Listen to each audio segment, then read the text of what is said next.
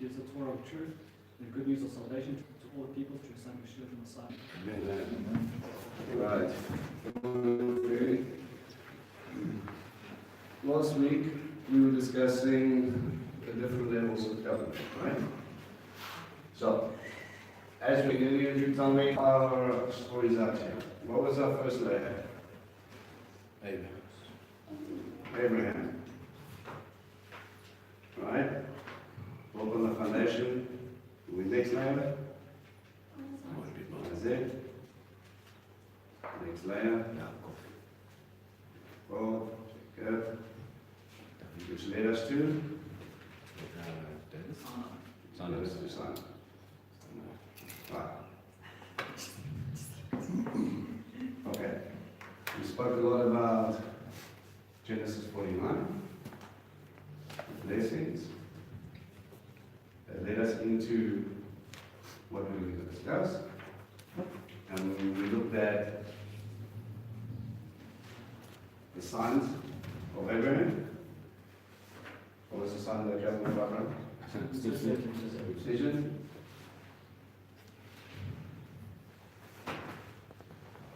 The sign for Sinai. Shabbat.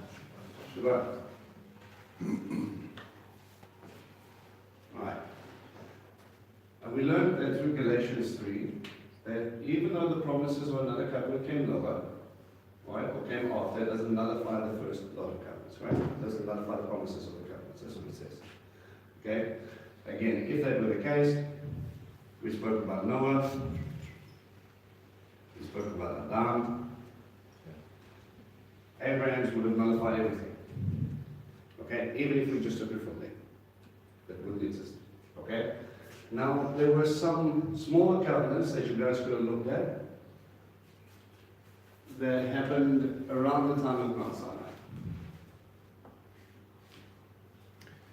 We spoke about it.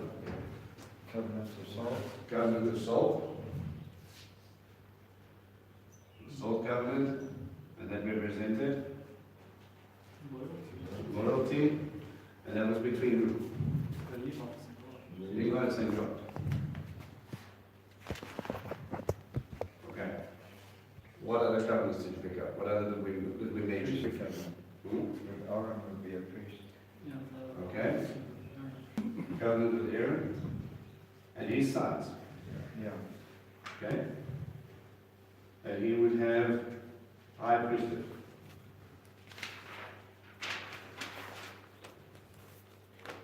What other covenants?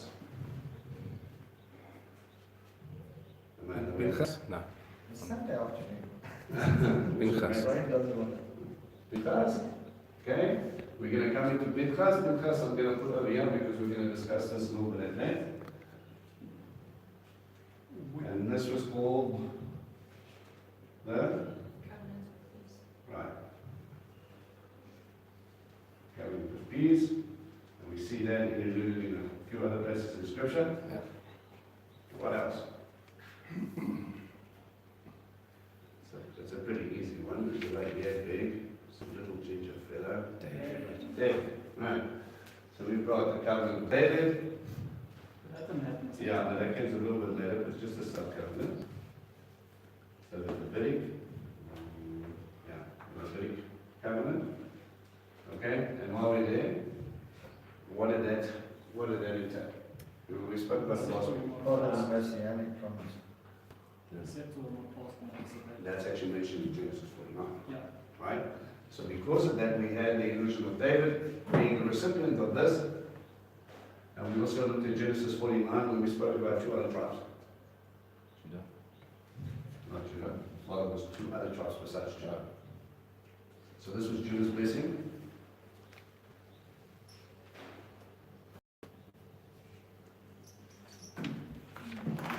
Levites, remember they spoke there would be sprinkled out. And the other one that was absorbed in Judah. Simeon. Okay. So all of these things alluding to what was David's sign, if you remember? House. His house. Okay? It wasn't just his house, it was God's house. The house is in one of his sons, and God's house. He would reign before God. That was part of it. So when we see in scriptures, you will see a reference called God will resurrect the fallen tabernacle of death, the fallen tent of death. Right? There's mention of this at the very king, and there's time again. Remember that David is a Messiah type, not only in Judah, but also his name is used as a messianic prophecy. Right? David will come and reign with them. But David had been dead for a long time by the time they got there. So the beloved will reign, and then we start to look at establishing the fallen tent of death. Right? Those things are going to pick up again when you start looking at millennial reign and those sort of overlapping things. Okay. Alright. Any other covenants you guys want to mention? I just want to ask, Yeah. Genesis 49 verse 10 Yes. says, the scepter shall not depart from Judah, nor lord over from between his feet. Which is interesting. Well, I'm talking about between his feet, so it's not specifically talking about Judah. But Remember, there's also a mitzvah for the king.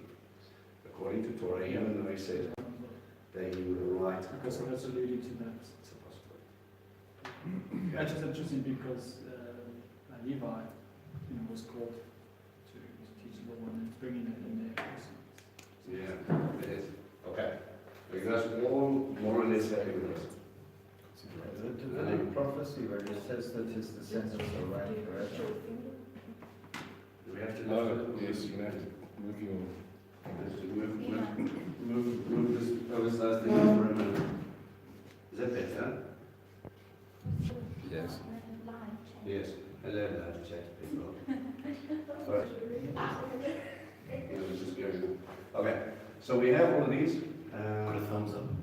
Yes. Everybody happy? Yes. Okay. So this is going to lead us into obviously the topic for today. Okay. I want to get into New Covenant and I want to get into Covenant of Peace. Okay. Now, I'll ask you guys to go and look what the term was, Brit Hadashah. Remember it's feminine, so we carry there, and to go look at what paleo sort of breakdown, and also to go look at what Hadash or Hadashah meant in Scripture, throughout Scripture. How do I use it? Where does it kind of overlap? What did you guys find? Yeah. So Brit is covenant. Chadash or Chadasha is new or renewed.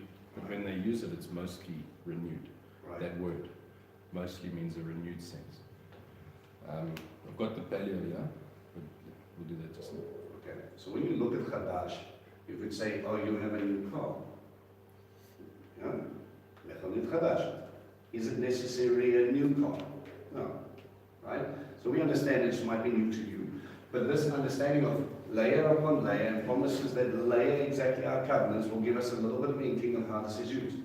Now, because of Galatians, we can take a look at it, and like we did last week, the only reason Isaac got the opportunity was because of what he promised Abraham. Right? The only reason Yaakov got the opportunity is because of what happened to Abraham. The only reason we're sitting at the base of Mount Sinai is because he was faithful to what Abraham did. And that whole thing is bringing us back always to that first covenant, because Abraham was found to be righteous because he believed God and he walked with God, and he obeyed all the mitzvot that he had, which is another interesting allusion to the fact that the Torah didn't just come down at Mount Sinai. It was there in the time, except that they had no need to write it down. It was probably passed down from mouth to mouth verbally, so they would have understood it. Okay? It says in Scripture that Abraham did all of the mitzvot, obeyed all the mitzvot that God had, right? And we have this sort of foundation leading up to Sinai.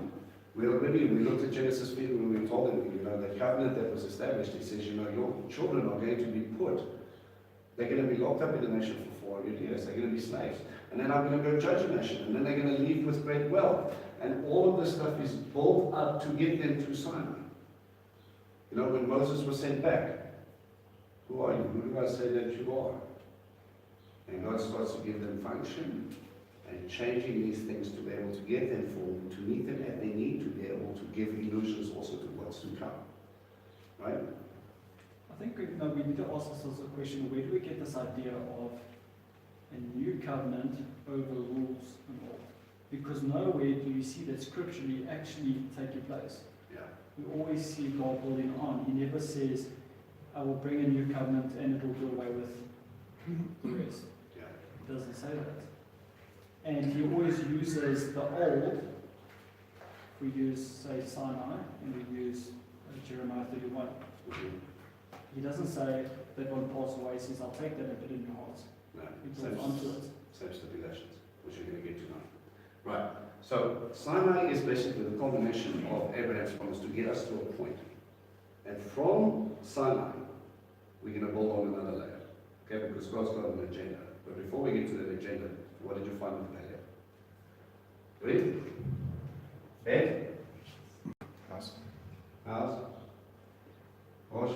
Head of a man, or first, or top, Head. or beginning. First. Or the beginning of. Good. And on. And.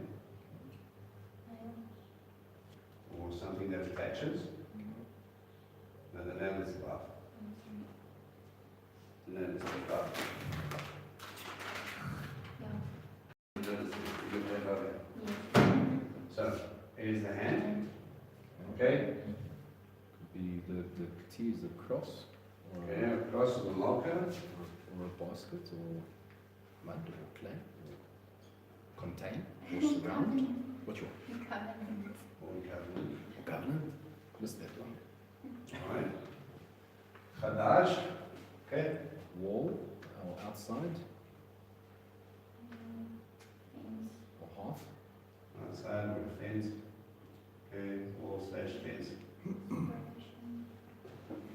Or door, Door. or to hang. or Way. Shin. Breast. something. To front teeth. Or some teeth. Or separate. Yeah. To reveal. Yes. Or behold. So, tell me a story. But can I just add something quickly? Yeah. What's interesting, you look there, so the third, fourth together, cross, mortar, covenant. Cross. It's a cross. Sorry.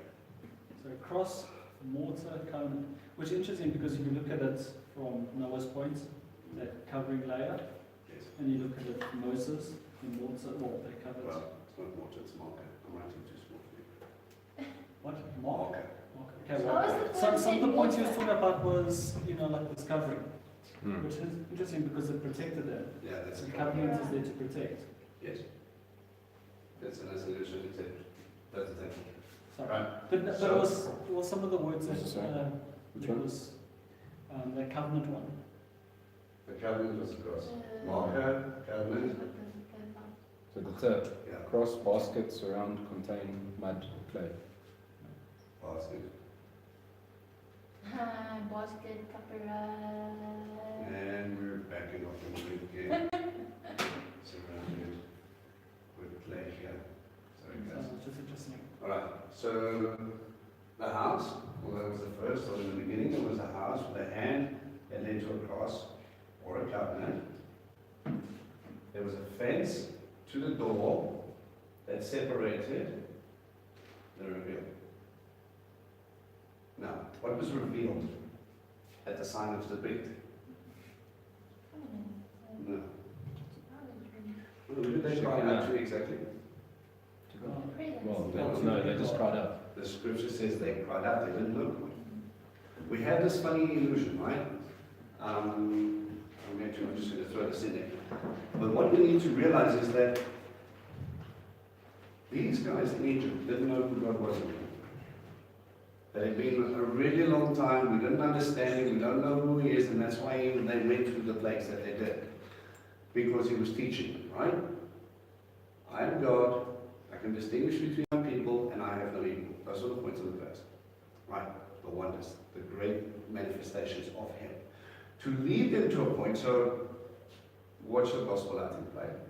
He came down, he shook heaven and earth, he saved them, he brought them unto himself, so he could reveal himself.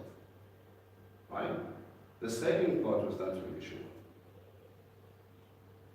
to bring you to himself so that you can have a relationship with him. That's the choice. Brings you to the point of covenant, brings you to the point of relationship, and that now falls on you. You've seen what I've done for you. You've seen I've brought you here. Now what's your answer? Are you going to walk with me, yeah or no? And they said, Yes. yes, we will do. Yeah, maybe. We'll do everything you say. Except the whole idolatry thing slipped by the wayside and some things got confused.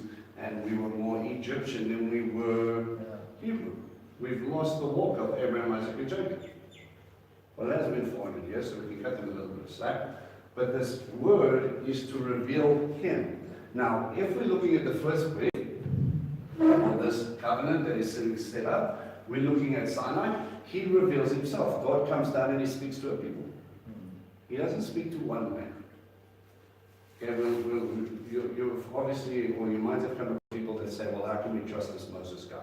He went up, he saw God, he came down with some tablets, and now we know his story is accurate. You've negated the rest of the story. God spoke to an entire nation. They got so scared that they told Moses that the next time he talks, he better be in front of them. He doesn't want to have this discussion anymore. You know, it's one of those really interesting verses for me, because when you look at it, and he said, and God thought it was a good idea. And I thought, why would that be? Shouldn't all of us want to hear the voice of God? But he saw it in a different light. If they understand that there's going to be a mediator, a great prophet that will be able to talk to me face to face, you will understand your Messiah even better. It wasn't the fact that he was just taking away that intermediary. It was that, okay, I can use this. That's my understanding of it. So he brings him up to reveal himself. So now we have to ask a question. With all these little pictures, David and the covenant of salt and Aaron and all these things pushing to get God to mold his people to himself. He's going to bring us into this new covenant that everybody used to talk about, right? And we know our Bibles are separated between Old Covenant and New Covenant. Right? No, literally. It says Old Testament, New Testament. That testament is another word for covenant. So a man has made a division. The problem with the division is just plain wrong. Not a very question. Yeah, not a very question. Generally not focused on the right thing. So if we were going to find our new covenant scriptures, where do we go? Right, Jeremiah 31. So your first reference is back into the Old Covenant. It's just covenant. Yes, it's like that. Old covenant is done away with. Go to Jeremiah 31, I'll show you. You must see people's eyes when you tell them to go look for the new covenant in the Old Testament. It gets a little confusing. Okay? But we go to Jeremiah 31. Alright? Now let's try and outline this with what we already know about God. And one of the things we know about him is we've got this cycle. He's building up foundation, foundation, foundation. He's taken us from Abraham. If we can understand this little timeline, we've got Noah, and we understand that God's a God of life, and he doesn't want to see our destruction. A little while later, we got good old Abe, and we realize again what he knew with Adam, is that he wants us to walk with him. He doesn't want to walk alone. Wants us to walk.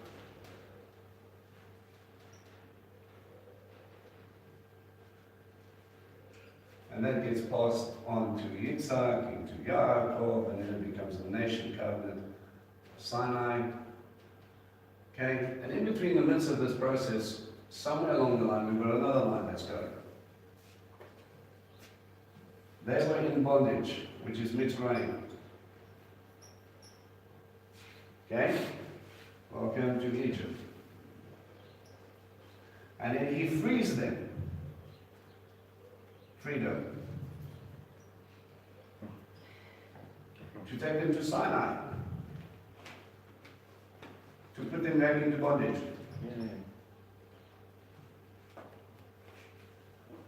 To give them Christ. So he can free them. To take them into the millennial reign. Put them back under bondage. And put them back under bondage.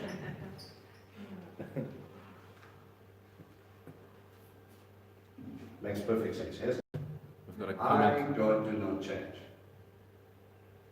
So he had to, Conrad is just reminding you about Galatians 3, verse 17, about no new covenant can replace the old. thank you, yeah, we spoke about that last week. Right, so we're getting to this is the idea that most people are selling. Obviously it doesn't look right, because how can God come down, shake heaven and earth, free them to only put them into bondage, to send someone to die for the bondage he put them in, so now the Son is working against the Father. And later when the Son comes again, after going to the right hand of the Father and coming down again to establish his kingdom, God's kingdom, he's going to come down again and he's going to put them back into bondage, because Zechariah 14 says that they will come up for the Feast of Tabernacles, and if they don't, they will get no rain. Yeah. There's a few interesting illustrations. So this obviously cannot be correct. So, There's a battle here, which follows on. yeah, the Father and the Son are going, and that's when we have old Willem makes always mention a guy by the name of Marcion. Marcion believed that there was a difference between the Old Testament God and the New Testament God. They coined the term Old Testament. New Testament, Old Testament. And he was of the idea that the Old Testament God was evil and tyrannical and threw his toys whenever he didn't get it right, and the New Testament is all loving and grace. But the problem is, Elohim is Echad. He cannot be fighting against himself, or has the Bible will not stand. Understand that from Yeshua's mouth itself. I am obeying my Father's instructions. So we understand that if we were in bondage and darkness, he gave us our freedom to give us the choice. Same choice. I want to walk with you. I want to do something. I want to show the world and remind them who I am. I want to bring them to me, just as I brought you to me. So yeah, you come slaves to sin, in our New Testament understanding. Your freedom, you become a slave to. Scripture says a slave to righteousness. And if Sinai, again, is a ketubah, a wedding contract, this isn't a slave trade, it is a choice. Will you have me, yes or no? Yes, we will. So, we chose to give ourselves completely to God, just as you will again choose to walk with Him as a Talmid, and you're about your Father's righteousness. And that righteousness is going to carry on all the way through until the timing is established. Okay? So, now, more or less understanding it? Yes. Okay, let's go into Jeremiah 31. The other days are coming, says Adonai, when I will make a new covenant with the house of Israel and with the house of Yehudah. Okay, so again, we have to stop and we have to ask ourselves, this is covenant talk. We've got, let's get rid of this, we'll come back to that in a moment. A new covenant.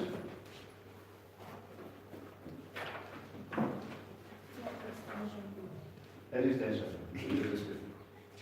You should be able to immediately know where I'm going. Yes. Right?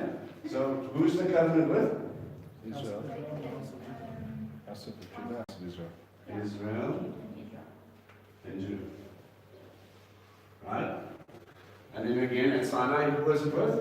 Jacob and Israel. Jacob And that was Exodus 19, verse 3, if you want to do that. and Israel. Yeah. Let's draw a little parallel. Man, you're going to have to move this thing. We're gonna have to move. I'll just shift it that way. Okay. Quickly, just take it off. I needed to be able to read some stuff. Something about reading my Bible and not able to put it down. Are you guys okay? Not just TV ones, but like. Oh, TV1, TV2. No, Yes. It's like, you need that with that. Alright. So now we're sitting here, we're looking at Yaakov and Israel, and we remember as we have spoken, okay, Israel being a picture of the spiritual household, right? We knew there was a mixed multitude with him, we know they went out, and he didn't say for you Gentiles and for you guys, he said there will be one Lord, one nation, and you all going to do things my way. Okay, we're going to get into the promised land, these are the next one which I'm going to do.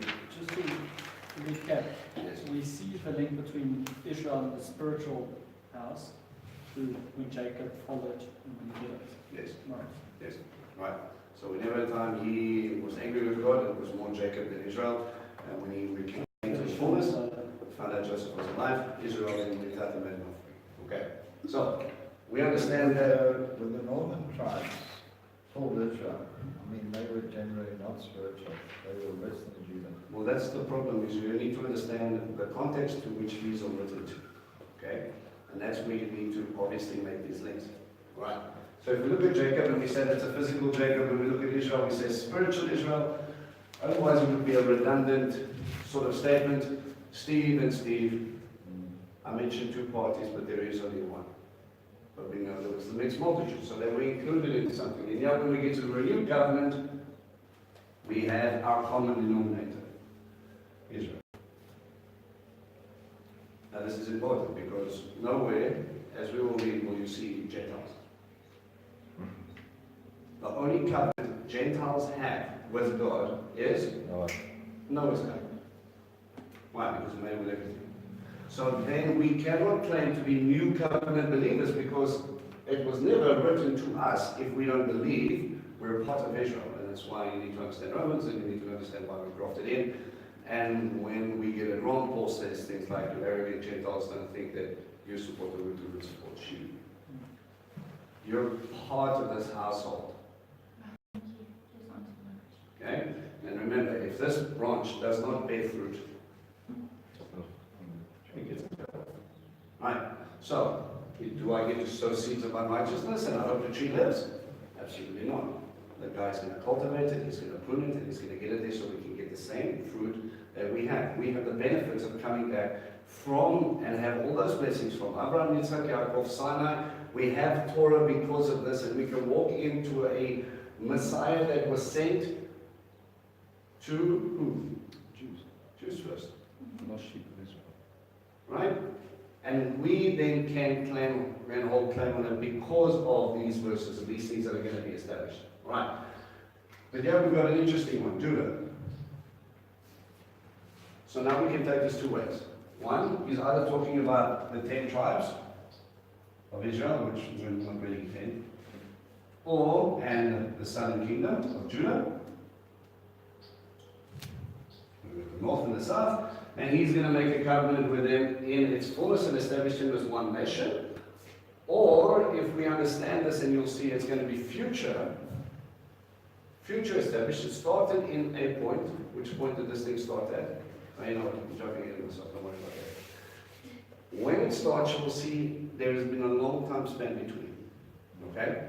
And when we get to this place, I find it interesting that people today, Jews today, do not refer to themselves just by the house of Israel, they call themselves Jews. Where do they get that term from? Judea, because they come from the Judean mountains. They acknowledge the fact that they come from a geographical area. So would some of them actually be directly descendants of Simeon? Some of them could be, some of them are Levi, some of them Benjamites. The thing is, the last 10 tribes weren't really lost because we see them in Acts 2. Yeah. Jews from all over the nations came up and they went and they had when the Holy Spirit was poured out. Was that not the Jews that were dispersed? Well, that's where you get them. The diaspora is where the last 10 tribes went, and we just don't know where they went. Actually, we do. They're all over the place. We've got Jews in Europe, we've got Jews in Africa, we've got Jews everywhere. But now we don't call them the diaspora Jews, we call them what? Ashkenazi or Sephardic. Ashkenazi, you're European. Sephardic, you're from, yeah. So, you've got these terms that we've now changed to fit our sort of understanding of where we are. Okay? I was just going to say, how can you look at this as being new when once before God used a man to bring the tribes and everything back together as unity as one through a covenant? Well, that's where the interesting thing about this thing happens. And when we look at the covenant of peace, you'll start to see the image. This nation was split once before, right? Yes. Was it? And then David brought them back. God brought them back Oh, from David, yeah. right? Judah, he reigned. David went once he was the king, okay, by Judah alone, and he reigned where? From Hebron. Hebron for 7 years. Mm. It's not a coincidence. 7 completion, right? It's a perfect number. And then after 7 years, The rest of Israel came down, and they asked him, are you not our kinsman? Should you not reign over us also? And he united the tribes that were split because of the factional fighting between David and Saul. And he reigned over them for 33 years. I find it interesting that we think the Lord walked around for 33 years. And Okay. 33 plus 7 is 40, is just testing. Yeah, which is a time for refining, which will get us We have a slide and everything. Yeah, and then we're back to the capella. Sounds like Acts 10. Yeah, exactly, which is going to bring us a whole nother circle, which we're not going to go into. Right, so where are we? All right. So he goes, I'm going to make a covenant with the house of Israel and with the house of Judah. It will not be like the covenant I made with their fathers on the day I took them by the hand and brought them out of the land of Egypt. Because for their part, violated my covenant, even though for my part I was a husband to them. So we get two things about this. He's already talking about the Sinai covenant, not the other ones. He talks about the violation of the covenant, which we know happened with the golden calf, and we know that it was a wedding contract because he is referring to him from that point on as a husband. Okay, so the Ketubah, a binding contract, this is not a servitude between just a king and nations. He took Israel as his bride. Something that's going to happen later again. And when did the betrothal process start? At Pesach. I will bring you to me. That is the opportunity, that is the choice, and then you can enter into covenant. Gospels play out in the same way. So do you have a reference of where in Torah does it say that he took them as bride? Well, then the imagery is there. If you look at Exodus 19, he says, I've lifted you Yeah, up on the wings of eagles. I'm not imagery, I'm just thinking to put a reference here to that. Well, there's a few places in the scripture where it talks about Joshua and Jeremiah and Isaiah and those places. I was just thinking that there's a direct link back to Exodus 19 somewhere there. But Yeah. I know we can see it, it's just most of this. Yeah, well, that's the thing. With the Hebraic mindset, it's with pictures, right? So he's going to be focusing on that first. For this is the covenant I will make with the house of Israel. After those days, says Adonai, I will put my Torah within them and write it on their hearts. I will be their God and they will be my people. Start. So, what was Torah at Mount Sinai? Yeah. It was the marriage covenant, contract. I thought that was the 10 words, the Decalogue, 10 commandments. No, I think those were the headings. I mean, what does it mean to covet? Mhm. They had no idea, so it had to be explained. This is what coveting is. Blah, blah, blah, blah, blah. So when you went and you two got married, did you sign a 15-page document or a 500-page document, or did you sign a 1-page document? Suzerainty treaty. Yeah, well, it should have been a longer document. You signed a 1-page document. Because you can manipulate it, and that makes sense. Even in the Ketubah, you had your highlight words, which are correct about. These are the headings that need to fall. But Torah was a gift. How then do I interact with you? Now, this is one of the things, it's quite interesting. Mandy mentioned it once before.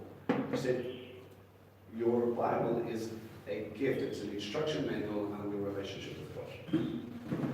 Now, most men should have one of those when they get married, and then they can learn to say and what not to say.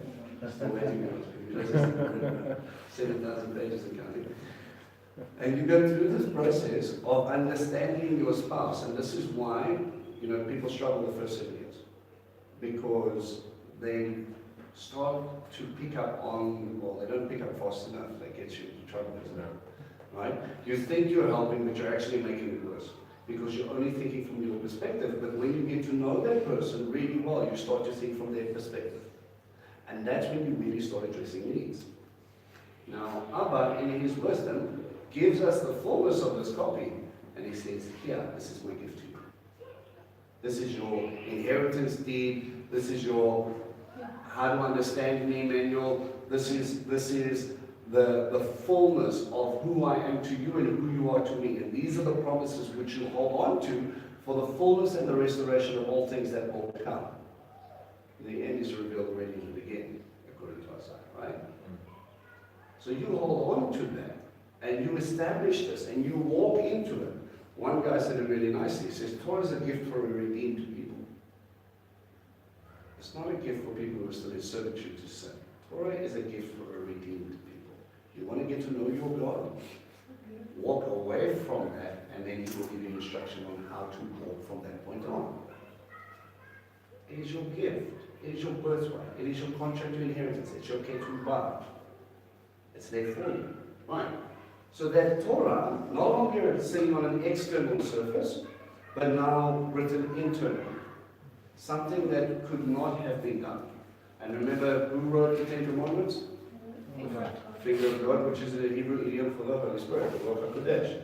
And again, He's going to write, God is going to write it again on their hearts.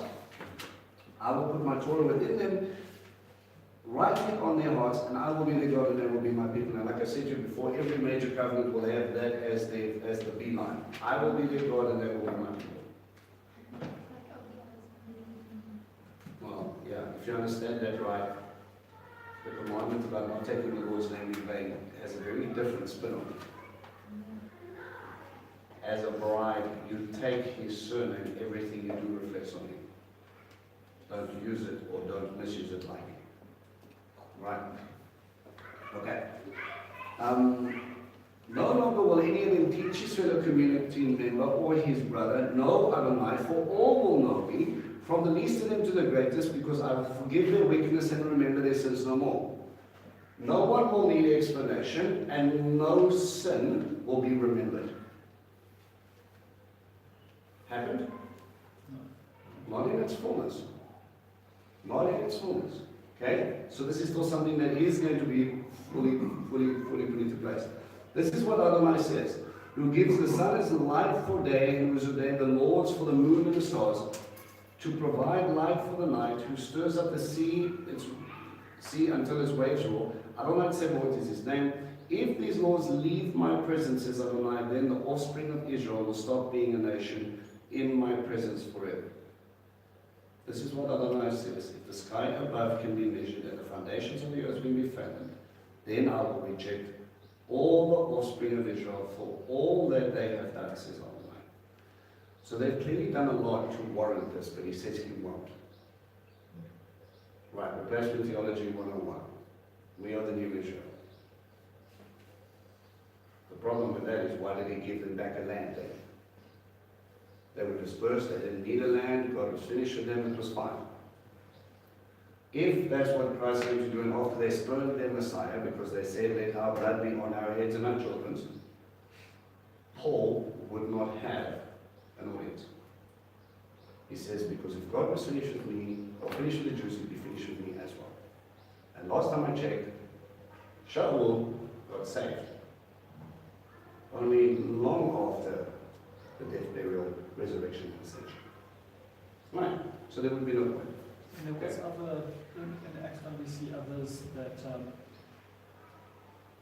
were following Torah but hadn't heard the fullness of what Yeshua did and so on, and he tells them those things, and then they come to that also.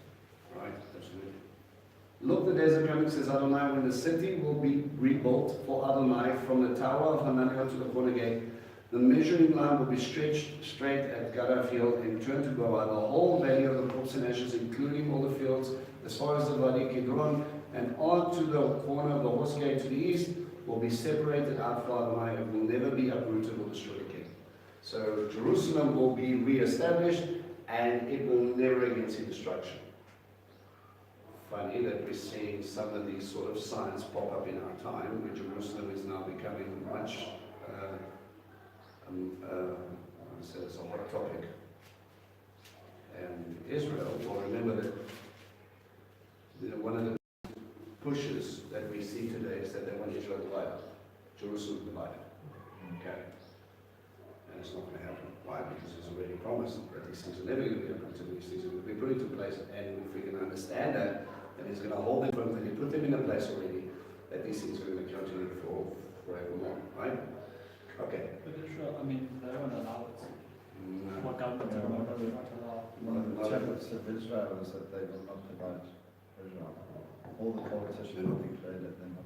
That's it. Once it was done, they offered it once or twice, and then it didn't come, and then they didn't take it back.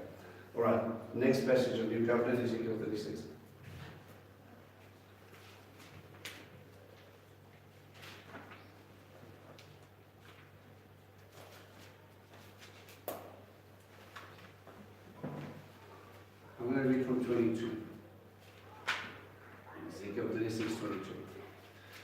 Therefore tell the house of Israel that Adonai Elohim says this, I'm not going to do this for your sake, house of Israel, but for the sake of my holy name, which you have been profaning among the nations where you went.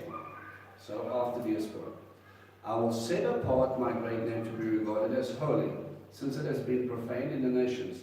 You profaned it among them. The nations will know that I am Adonai, says Adonai Elohim. When before their eyes I am set apart through you to be regarded as holy. So God's agenda is at the end, he says divinity. For I will take you from among the nations, gather you from all your countries, and return you to your own soil. Sound familiar? Is that happening? But can't people say this was after King Cyrus? Yeah, but there's a lovely thing, it's cyclical. These things start to happen again, and he's giving the illusion again. So that could be for that time, but also further, right? But it's more so now than ever before, It's more than. because during that time a lot of people stayed behind. Yeah, and listen to the context here. Then I will sprinkle clean water on you, and you will be clean. I will cleanse you from all your uncleanliness and from all your idols. I will give you a new heart and put a new spirit inside you, and I will take the stony heart out of your flesh and give you a heart of flesh. I will put my spirit inside you and cause you to live by my laws, respect my rulings, and obey them. Let's stop there. New heart, but you get the ruach as well with this one. So what's the sign of the new covenant? Spirit. The Holy Spirit. And how do I know if you have the Holy Spirit or not? Right. Fruit, and generally what's the first thing that I watch for is change. If you don't see change, there's something not right. Because you were walking in the world, you became born again, that change should have taken place. Right? You didn't want the things of the world anymore. If you're still after the things of the world, we have to ask the question, how deep did this baptism go? Was it just physical, or was there a spiritual connotation to this? There has to be. And that'll give us our second inkling. When you look at the mikvah, that baptism, the idea of that mikvah came from when they were sitting in Sinai and he told them to wash their clothes. Right? Wash, get ready for God will appear. Then all of a sudden we've got mikvah outside synagogues, we've got mikvah rituals on the way to temple, and we're worrying about our outside cleanliness. And when we get into New Testament, we've got this crazy guy living in the wilderness screaming out, repent for the kingdom of God is near. And he's giving a mikvah, but a mikvah of teshuvah, baptism of repentance. What changed? No. You see, John knew that he was preparing the way for this to be fulfilled. The kingdom of God was coming, the Ruach was going to be given in a way that had never been done before. How do I get this going? I will cleanse you from all your uncleanliness. I will sprinkle you clean with water. That's outside and inside. Yes, but it's the outside that shows you what's going on the inside. I don't need to give you open heart surgery to circumcise your heart. But you start to see the halakha, and that's what's going to change it, right?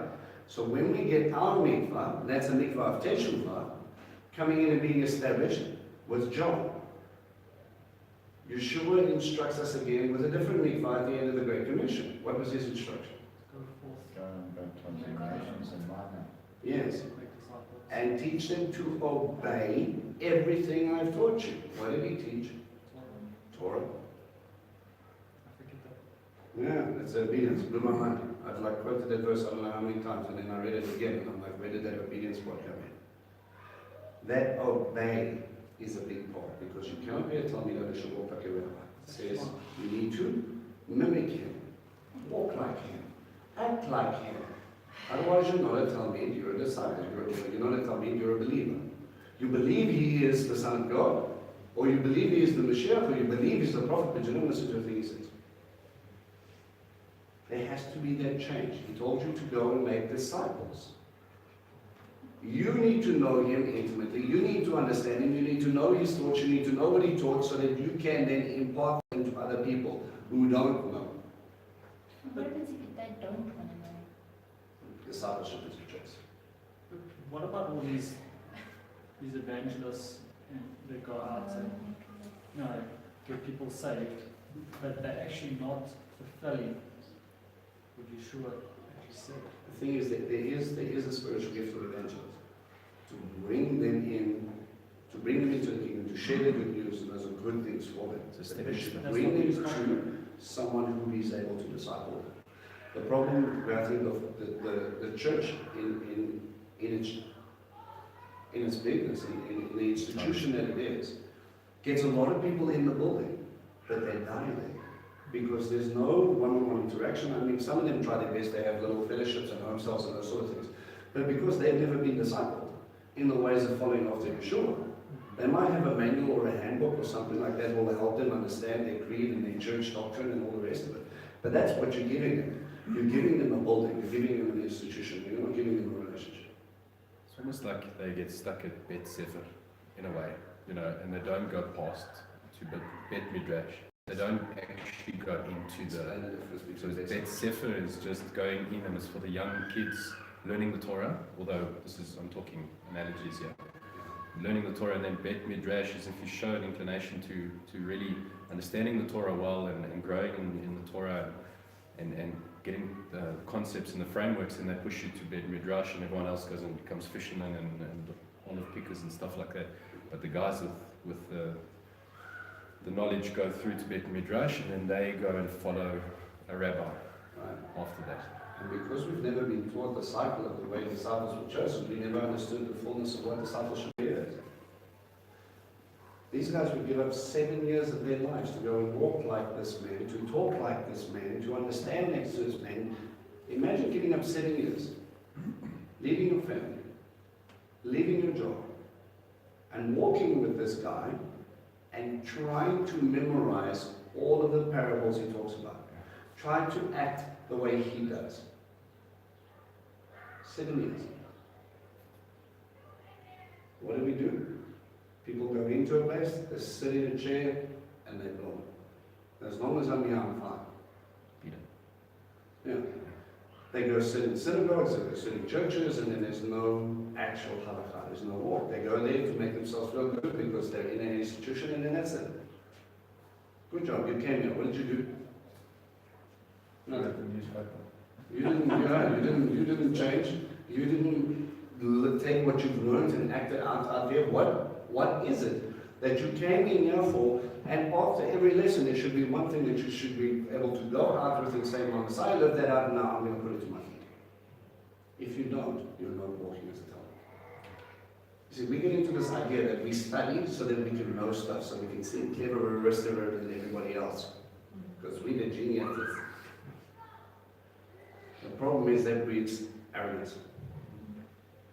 The Jews studied to emulate.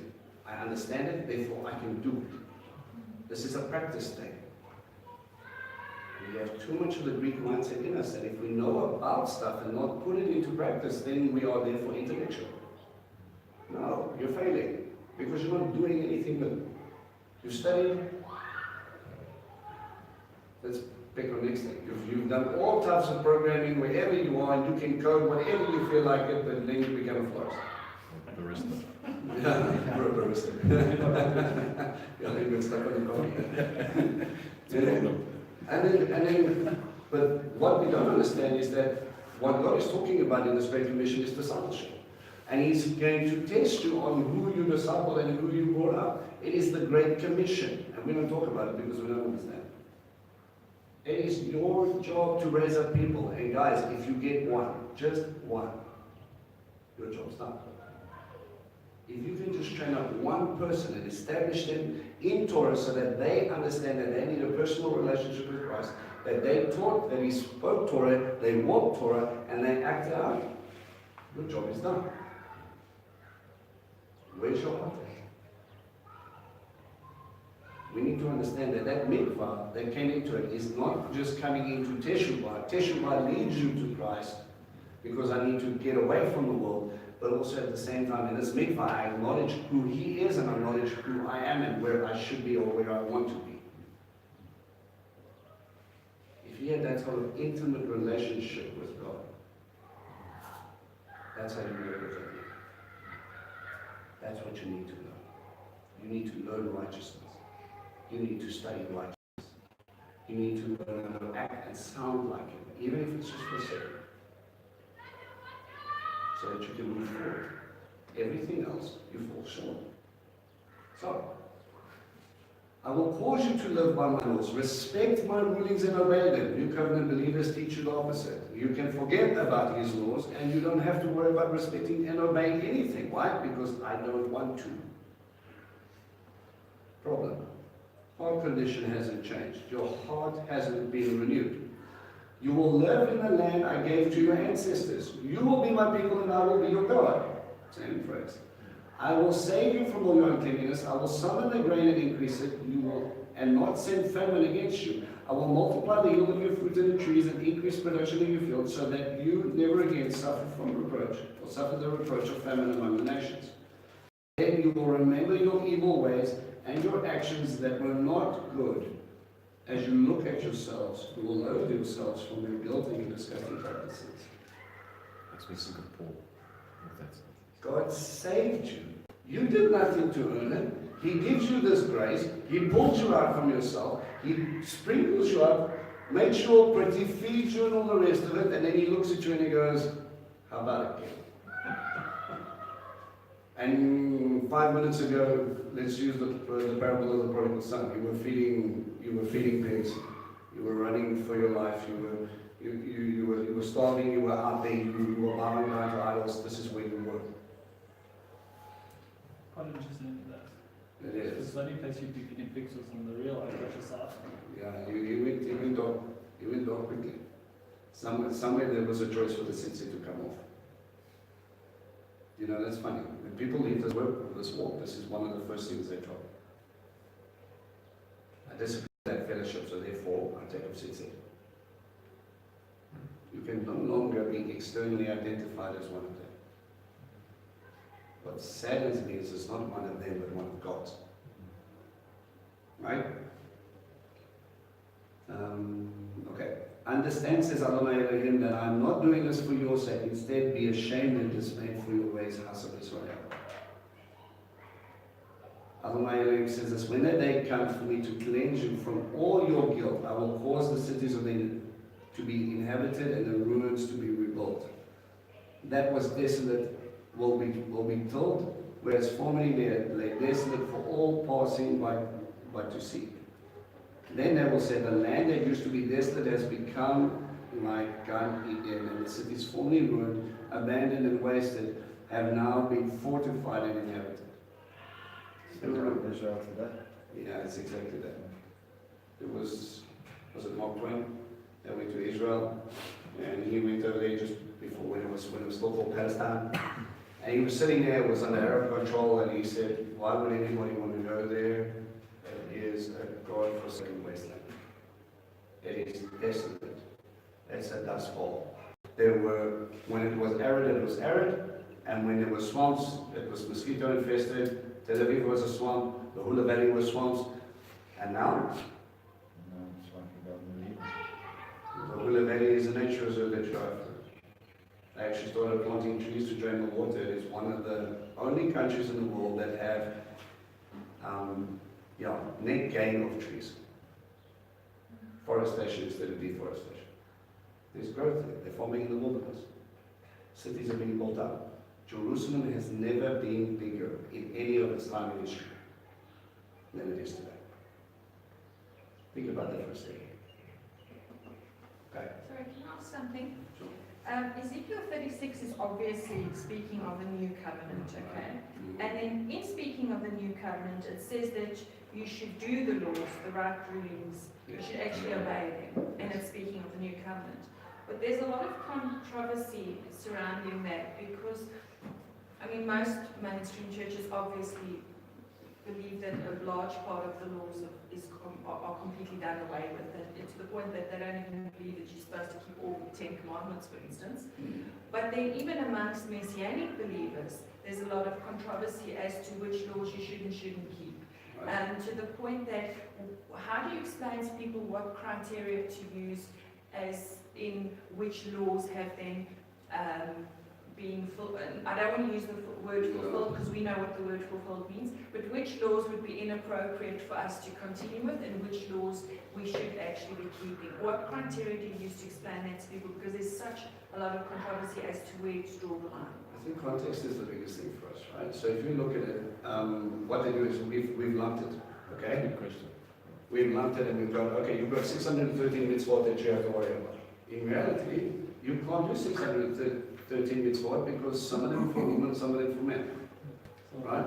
Some are for kings, some are for Levites, some are for people with Taharat. Hopefully the numbers here have that, right? And you can't go according to that. We obviously, when we go into the sacrificial system and we look at what Messiah came and did, in many cases, purification offering, sin offering, guilt and trespass offering, we can see him through that. So those ones are the obvious ones. What people fail to see is that they try to lump it together. But you literally got to take context in each and every single one. So that's, one of the more common statements that people have. Oh, so now we're under the law again, do we now stone our children? Yeah. And I smile and I go, well, tell me what the mitzvah is for stoning someone. And they don't know. So I'm like, do I just stone someone because I feel like it? What do? No, we actually have to have a Sanhedrin, right? And we have to go take the debacle, whatever it was, to them, and that has to be very serious if you're talking about stoning. So what constitutes a stoning? Have they broken Shabbat? Oh, no, we don't like to talk about that. Okay, we'll just check it. You know? What did they kidnap somebody? Murder? You know, many places around the world, we have no problem instituting the death penalty. But talk about stoning someone. Oh, no, you definitely have to bondage. Like, what's the difference between that and lethal injection? Yeah, the nice thing about those things is you don't even have to be in the room. You get someone else to do it. Abortion. Yeah, or abortion, or those sort of scenarios. But anyway, they have to be investigated. So we have to go to a Sanhedrin. Now our Sanhedrin will rule, and our Sanhedrin, as we know throughout time, will always err for life, because God is God of life. Even if I find one family, just one family, then it'll all be okay. He tried to save as many as he could. Every time, it's always about saving. Even with Yeshua rebuking him, it's an open invitation. I've caught you out. Now what are you going to do about it? Are you going to make teshuvah, or are you going to carry on with your sword? So when you look at those sort of things, what I do is I'm only just trying to open up the scriptures for them and say, look, this thing wasn't handled. I mean, what was it? I think it's Sanhedrin in the mission. It talks about if a Sanhedrin stoned someone in 20 years, they were considered a bloody Sanhedrin. That's how they went, and they looked at everything. You need 2 or 3 witnesses to be able to identify this is what's going on, and we don't talk about this. That was part of the judicial law, and we, as our country today, have a judicial law that we have to abide by. So I don't think people have a problem with the judicial law. I think the problem is where people lump everything under ceremonial law, and then they come and they say, but you don't have to have a mezuzah, you don't have to wear, you don't have to eat fish, you don't have to have tzitzit, you don't have to do anything because it's all ceremonial and it's all done away with. You know, that's the kind of debate I've been having with somebody. Let me attack that for what that is, right? First of all, you're not going to see any of those breakups in Scripture. You're not going to see ceremonial law or holiness code, judicial code, civil code. You don't see that because Deuteronomy 1:2 is talking about when you kidnap someone, and the next second he's talking about kidnapping. I mean, it's right next to each other. You're like, okay, how did we go from left over there to here? The rabbis teach, and it's funny enough that even the rabbis do this, they even try to break it up into little subgroups. The rabbis teach that if you pull one mitzvah out, the whole pearl necklace falls together. There's one solid link. You cannot pull one pearl out of the pearl necklace and expect it all to stay together. But what our biggest problem is what they call holiness code. Okay? Now, holiness code comes to this point of what identifies me or sets me apart. And I find that it's just a commonality with a lot of people. We won't fight you about death penalty. We won't fight you about kidnapping wrong. We won't fight you about lying, stealing, adultery. Those are all bad things. Tzitzit, mezuzot, eating kosher. Even 4th commandment. Yeah, Shabbat, all of those things set you apart as someone that belongs to God. It is a sanctification mitzvah. If you understand what a tzitzit represents, I don't need to tell you which God I serve and how I walk it out. You know tzitzit and you know my stand. Who do you serve? It's obvious. Right? But this is something that sets me apart. Eating kosher. Even though it's in the section of eating clean and unclean, I need to understand the difference between eating clean, what's the difference between unclean, clean, and holy. And I will not defile myself with unclean because I'm a nation that's set apart. Shabbat, there will be a sign between you and me. Feasts and festivals, hot topic. There will be a sign between you and me. Those are the ones we want to pull away from because ideally they're trying to pull away from the sanctification process. Can I just share one more thing quickly? I had an argument with somebody the other day about somebody that said to me, you actually don't have to keep the feasts because it's impossible to keep the feasts because 3 of the feasts are pilgrimage feasts and it's impossible for us to all pickle off to Israel for the pilgrimage feast and therefore it's silly to even try and keep the feast, so we don't have to keep the feast. So, you know, it's almost as though they're looking for excuses not to do what you're supposed to do instead of looking for excuses to do what you're supposed to do. Yeah, no, absolutely. And again, it comes down to that whole thing. If I can justify why it doesn't have to cost me anything. That's the thing. Ultimately, you have to give up something to be sanctified in that place, right? And you have to take that stand and you have to say, I'm going to do this at any cost. Yes, we came into this knowledge, we stay far away from everything, it's difficult, and it costs a lot of money to get up to Israel. Right? But at the same time, those pilgrimage feasts were instituted for people that were living in the land with agricultural feasts and they were supposed to take up their first fruits. So why are you going? Now, I'm not trying to debunk it. I'm trying to ask them the questions so they get to think there's more about this than what they thought about. Because someone said it's impossible to do, so therefore we can't do it. Right? It doesn't mean that God doesn't want you to go out and serve. And the whole point of it is, and again, those things are for the men to go up. Right? So the men can go up. Instead of asking why don't we say, why does God want the men to go up? Who's running their houses? How far can you fall if you're at his feet 3 times a year? Like, I get supercharged, I go once a year. By the end of the year, I need to go out. I really feel like I can go again. If I went 3 times a year, I would be happy and bouncing all the time. And we could just take on the world. You know? But that's the thing. We miss the blessing in what we're supposed to do because we justify why we shouldn't. And now, if you're going to start nitpicking those sort of things, you're actually giving issues. Why do I have to sit with my father on his birthday? That's just wrong. We can't really celebrate his birthday because he was born how many years ago?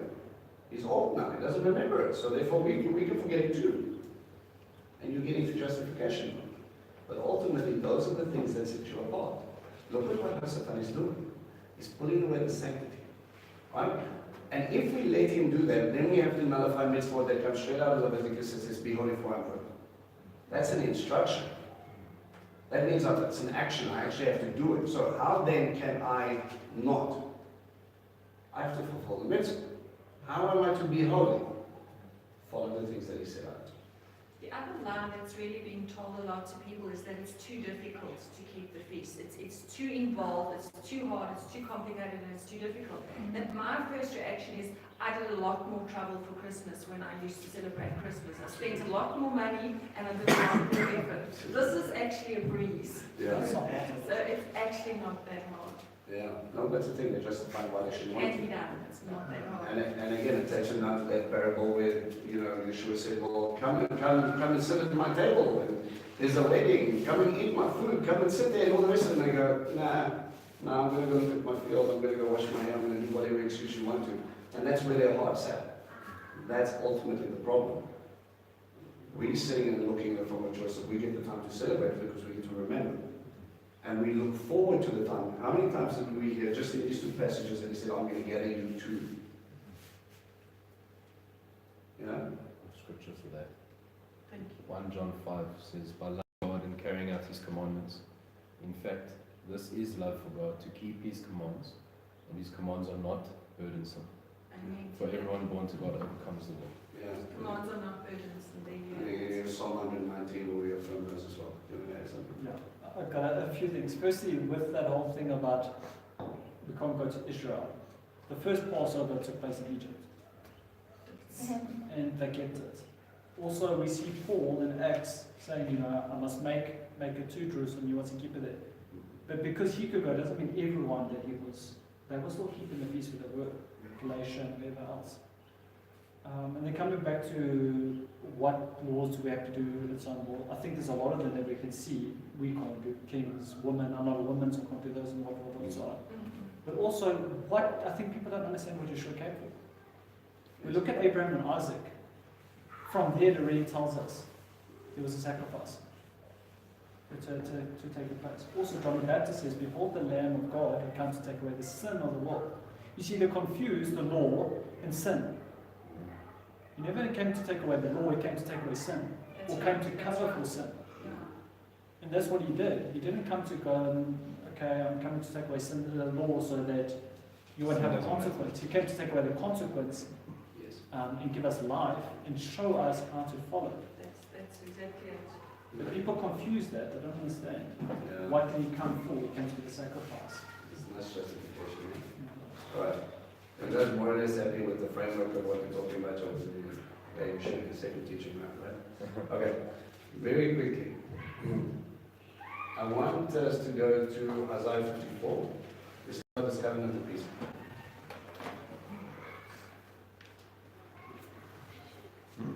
Okay. And as we mentioned previously, this is now already given us the story of Pinchas. In Numbers 25, he starts talking about Pinchas and he has to spare people because he would say this for God's story. It's a good thing, he receives the covenant, and that's the first mention of covenant of peace. Right? We're going to go into the next one. Sing, barren woman who has never had a child, burst into song, shout for joy. You have never been in labor, for the deserted wife will have more children than the woman who was living with her husband, says Adonai. Enlarge the space of your tent, extend the curtains of your dwelling. Do not hold back, lengthen your cords, make your tent pegs firm. For you will spread out to the right and to the left. Your descendants will possess the nations and inhabit the desolate cities. Don't be afraid, for you won't be ashamed. Don't be discouraged, for you won't be disgraced. You will forget the shame of your youth, no longer remember the dishonor of being widowed, for your husband is your maker, Adonai Tzebaoth is his name. The Holy One of Israel is your Redeemer. He will be called the God of all the earth, for Adonai has called back like a wife abandoned and grief-stricken. A wife married in her youth cannot be rejected, says God. Briefly I abandoned you, but with a great compassion I'm taking you back. I was angry for a moment and I hid my face from you. But with everlasting grace I will have compassion on you, says Adonai, your Redeemer. Okay? You're getting a theme here. Okay? Redemption. You were shamed before, you made the wrong choice, and now I'm going to bring you back. I'm going to put you back in your place.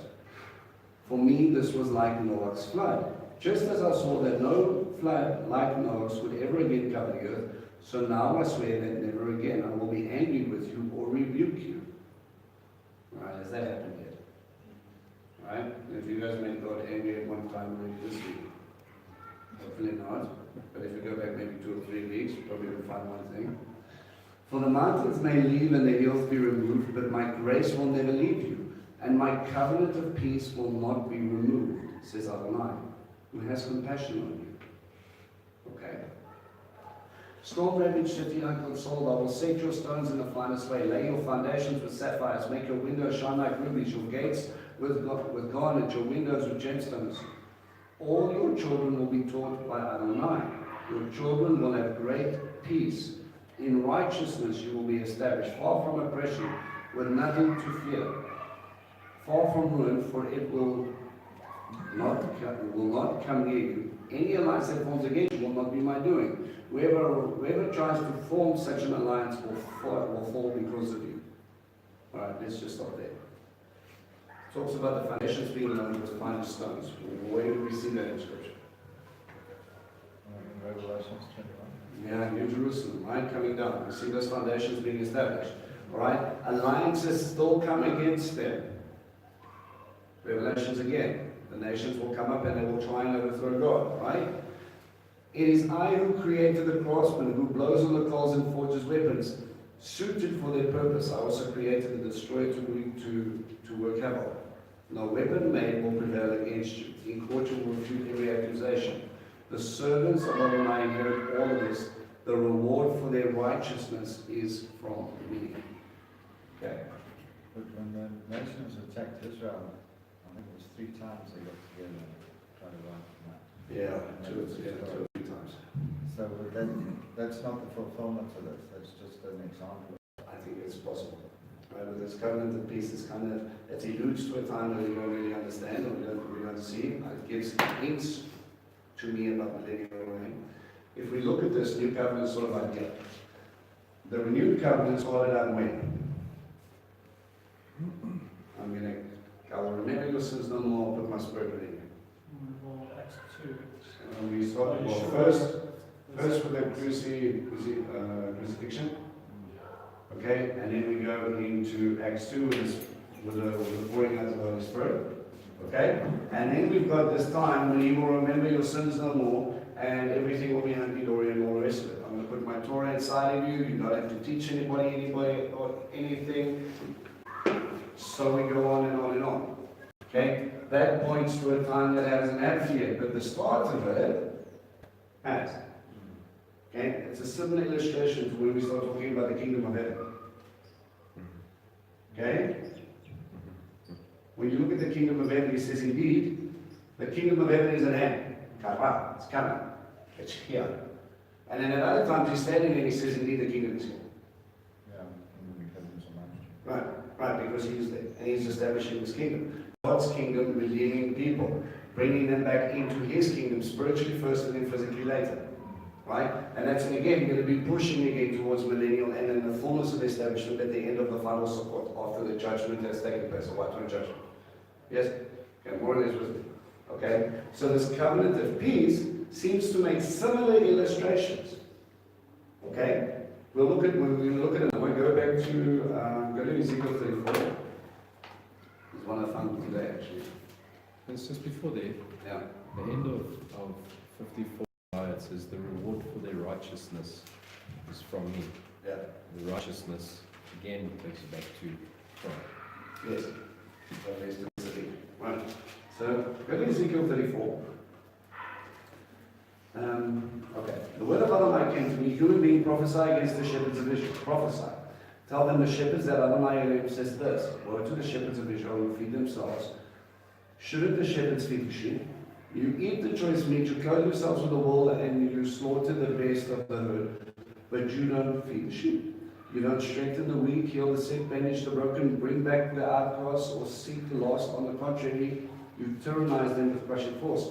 So they were scattered without a shepherd and became food for every wild animal. They were scattered. My sheep wandered around aimlessly on every mountain and hills. Yes, my sheep were scattered all over the land, with no one to search for them and to look after them. Now let me just pause you and take you back to the Gospels a little bit. Remember, Yeshua sent his disciples out and they were rowing and rowing and rowing out the night. He said, don't worry, I'll meet you there. And he sat there on the mountain and he was watching them. It says it came to about the third watch. So we're talking about 3 o'clock in the morning, somewhere there. Alright? And they're rowing and rowing and rowing and they're not getting anywhere. Right? He gets in and he starts to walk, and if you start looking at the fullness of the gospel split, it says he was about to walk on by, and then they thought, a ghost, and they freaked out, and then they said, no, hang on a second, it's Rabbi. Why would he allow them to go through all of that? Just sitting there watching them, having a wonderful time rowing and rowing and rowing and rowing and rowing and rowing and rowing and rowing and rowing. And by the way, you're rowing on chaos and your rabbis are around. Why would he send them out into chaos to watch them? See what they would do. Just before that, they were chasing the people away from him. Leave him alone. Go that side. Go and do this. All of these things. Because we need time with our rabbi. Right?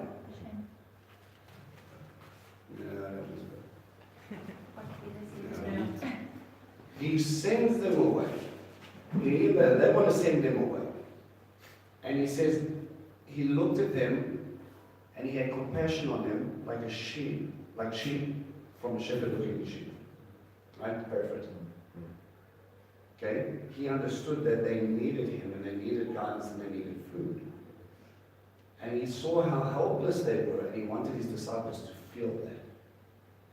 You go walk around out there in chaos. You go and struggle through life with no one giving you up and no one giving you food. And then, when you see me, what are you going to do? They cry out. What did the sheep do on the other side? When they saw Yeshua performing miracles, they cried out.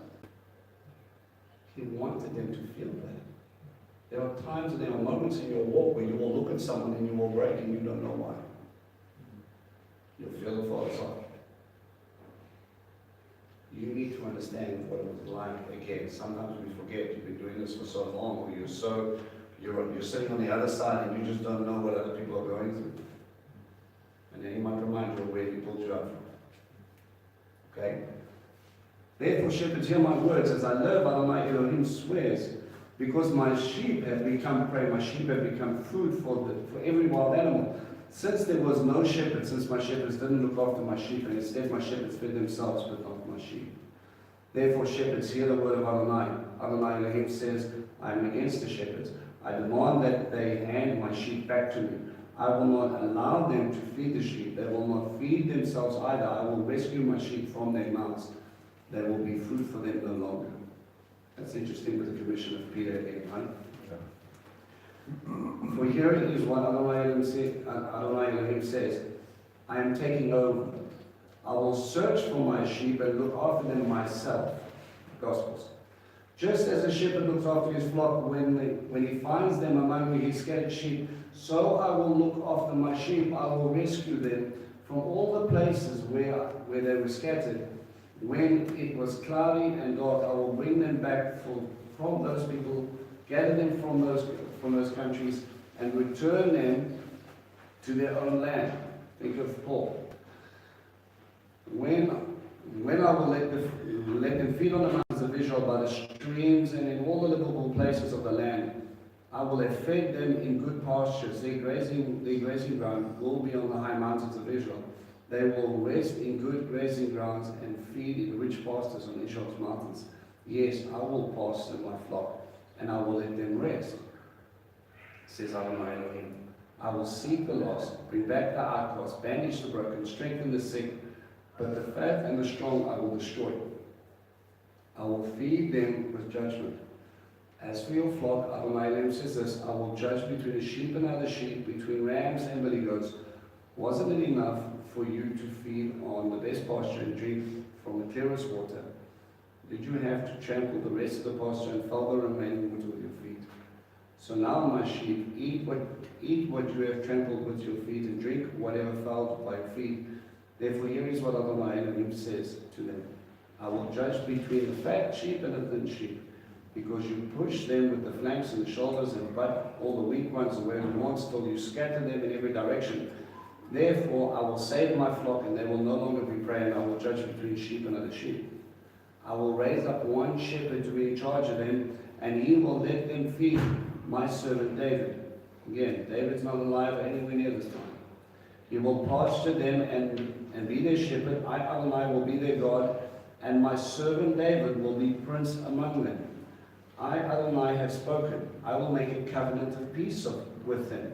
I will rid the land of wild animals, and they will live securely in the desert and sleep in the forests.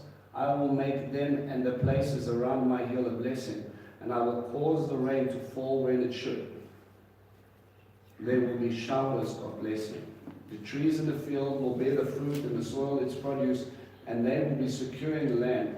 Then they will know that I am Adonai, when I break the bars of the yoke and on their yoke and rescue them from the power of those who turned them into slaves. No longer will they be prey for the going in for the nations, nor will the wild animals devour them, but they will live securely, with no one to make them afraid. I will make the productivity of their crops famous, and they will no longer be consumed by hunger in the land, or bear the shame of the nations anymore. They will know that I, Adonai, their God, am with them, and that they, the house of Israel, are my people, says Adonai Elohim. You, my sheep, the sheep in my pasture, are human beings, and I am your God, says Adonai Elohim. So again, a time of walking. If we look at this covenant of peace again, of being gathered, walking with Messiah. We fed it. And that was started.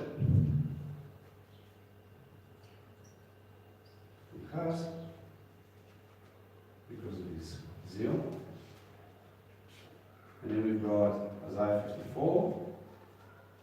We talk about extending the tents, the 10 days, because of the gathering and remembering the shame no more.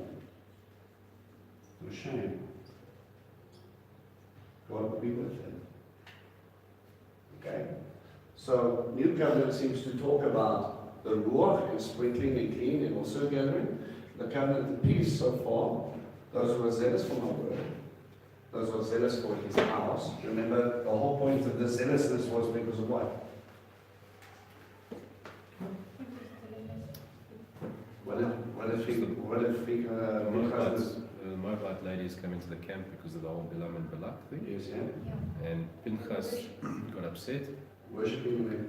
In a funny way. Yeah, They that's went to it. the Mishkan and they were going to defile it, right? So he was zealous not only for God but also for his Mishkan, his sanctuary. Where is this Mishkan, where is this Mishkan going to be? Millennium Reign.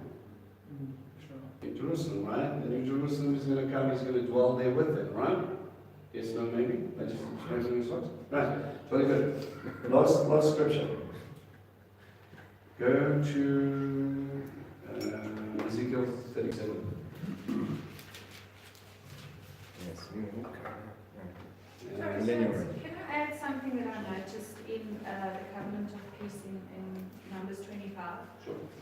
When in Numbers 25 verse 12, it speaks of my covenant of peace. But then when you go on to verse 13, it says it's a covenant of the everlasting priesthood. So if the covenant of peace is the covenant of the everlasting priesthood, does that make it the covenant of the order of Melchizedek? Because that is the everlasting priestly order? This is going to take us down a rabbit hole. You've got two ways of looking at it, right? An everlasting priesthood, right, is either going to take you down through the lineage of Pinchas himself, okay, which is going to take you down to Mashiach through the sons of Sadok. That's a whole other rabbit trail that we can get into sometime. Okay, but the whole thing that I'm alluding to is he's already a Levite, and there was already a covenant of salt made with the Levitical priesthood. Right. It seems to me as though he's made some transition from a salt covenant to this covenant of the everlasting priesthood that speaks of the order of Melchizedek, which is the eternal covenant. That's a possibility, right? But that's what I'm asking Yeah. you. Now look, it is a Maybe possibility see because that there. something that is eternal, right? And you can obviously go to the order of Melchizedek and you can see that he had no beginning and no end, and there was a priesthood that was ordained by God. But again, who was Pinchas while we there? Son of Eliezer. Okay, so he was already a son, he already had the Aaronic He's already a covenant. Levite. He already had a Levite, he was Kohen, right? He was listing on to be Kohen Gadol, and that sort of filters through. We can actually trace this lineage all the way through to Sadok and Sadok down. But what's difficult about tracing the lineage is that when one priest is bad, like Eli and his sons, they get wiped out and it moves from one brother to the next brother, and then it'll come back later. Okay? Sort of establishing the same thing. So you would have to try and identify the sign of what is going on here. Let's look at the next passage and we can have a wait there. Right. Okay, 37. When the hand of Adonai upon me, Adonai carried me out by his spirit and set me down in the middle of the valley, and there was full of bones.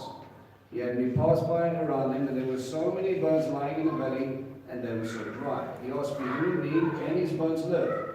I answered, Adonai Elohim, only you know that. When he said to me, prophesy with these bones, say to them, dry bones, hear what Adonai has to say.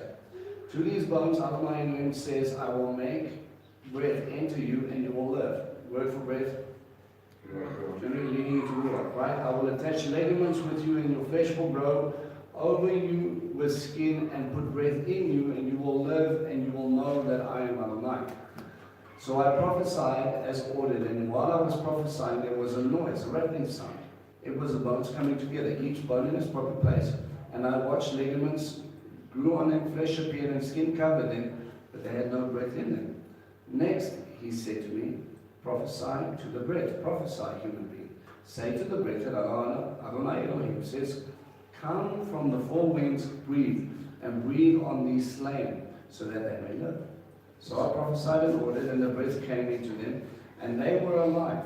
They stood up on their feet, a huge army.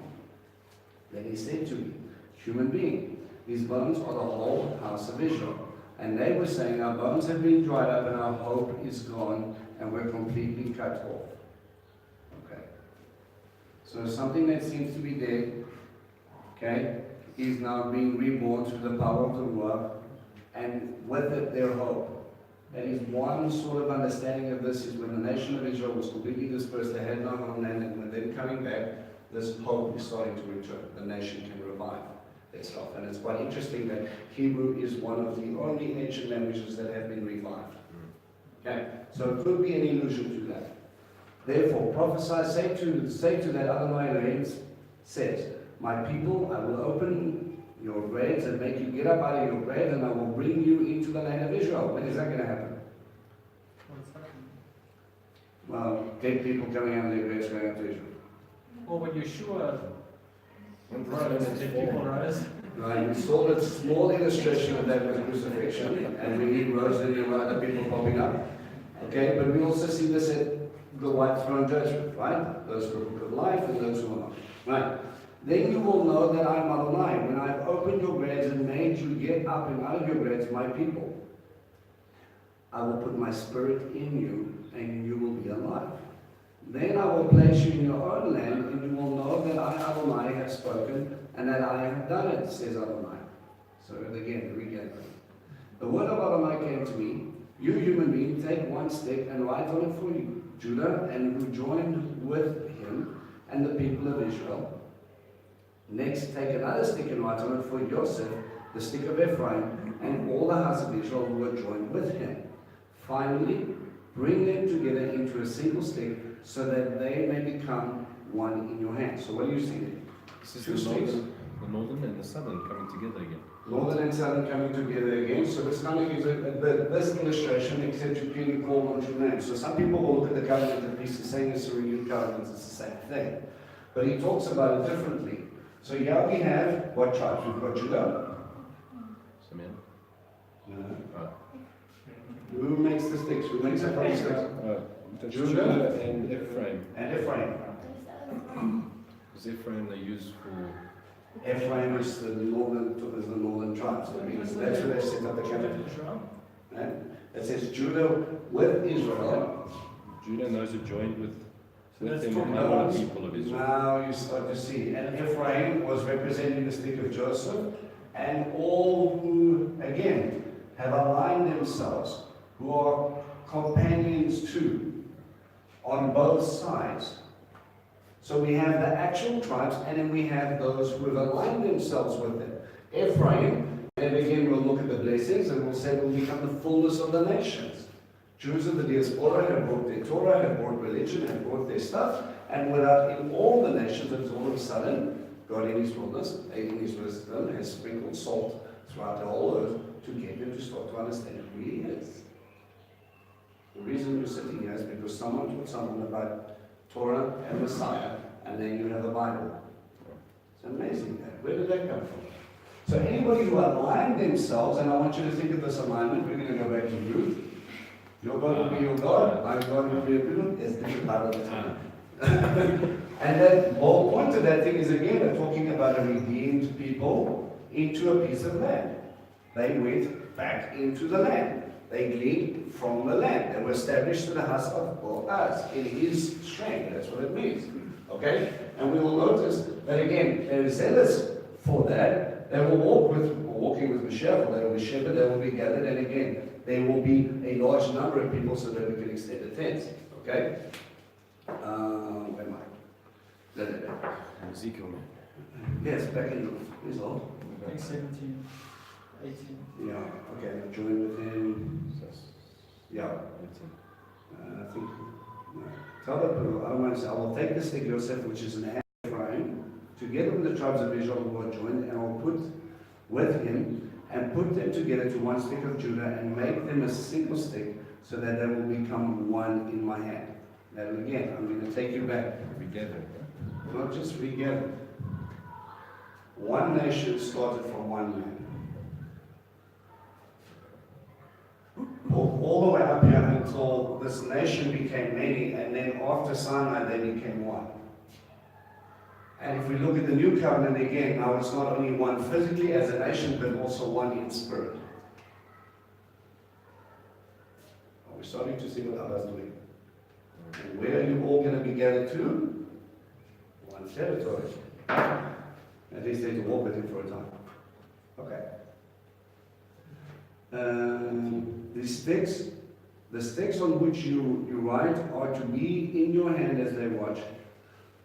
Then say to them that Allah says, I will take the people of Israel from among the nations, where they have gone, and gather them from every side, bring them back into their own land. I will make them one nation in the land, on the mountains of Israel, and one king will be king for all of them. There will no longer be two nations. They will never again be divided into two kingdoms. One law, one heartbeat, one king. This is again a picture of what David did. And David is again mentioned in this covenant, right? They will never again defile themselves with their idols, their detestable things, or any of their transgressions, but I will save them from all the places where they have been living and sinning.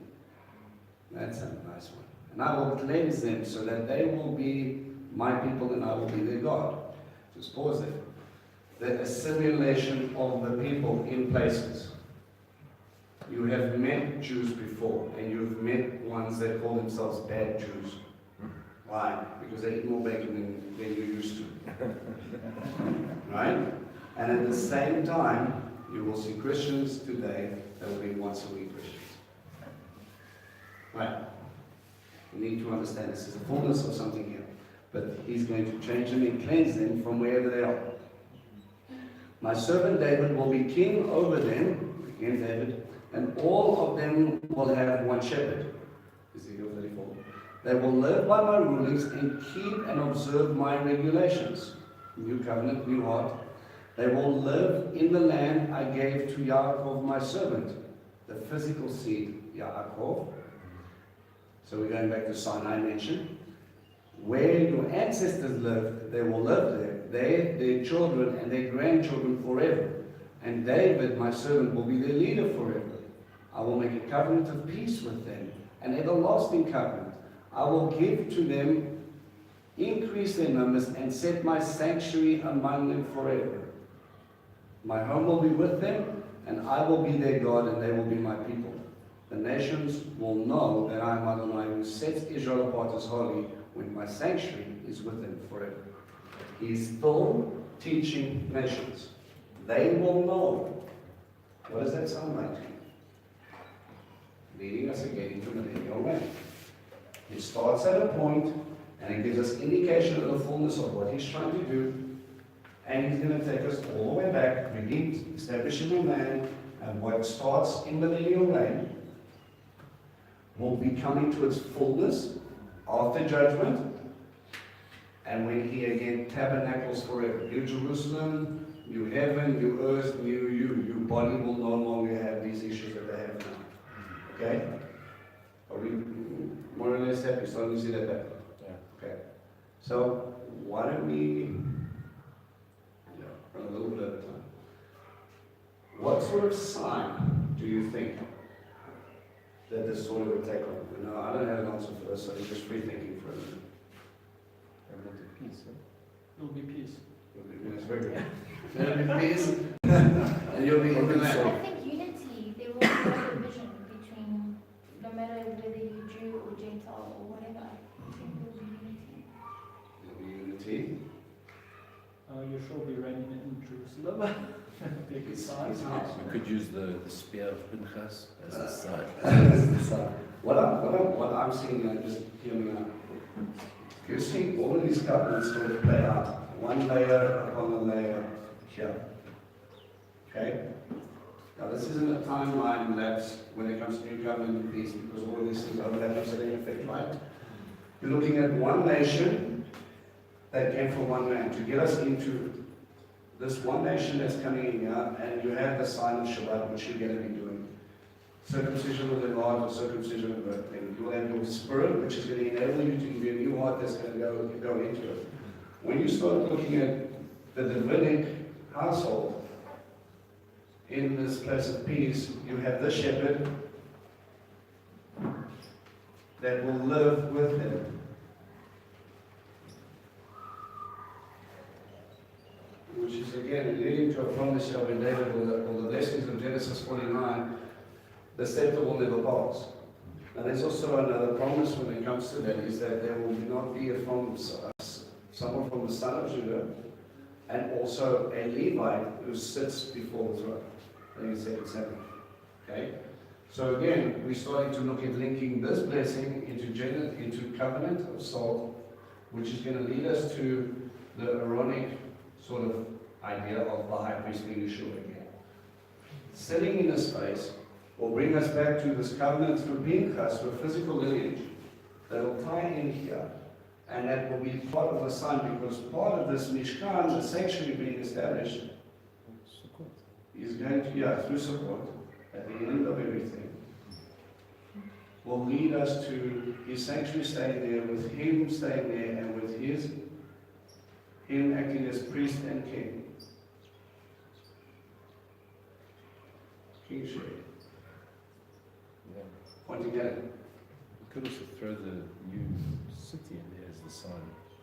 Well, New that Jerusalem. that's the part of the son of the David government. His house would be a woman. Yeah. And his son, someone from the tribe of Judah, would be there too. So those signs seem to, I don't know, just in my lap, overlap. Yeah. You know what I'm saying?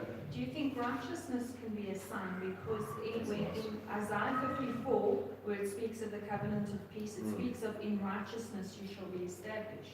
Righteousness is about your halakha. Righteousness is faith, and that leads you to obedience. So again, it's that spirit that's going to give you that, but that's The your faith. walking out of the righteousness could be a sign. Which is walking Torah.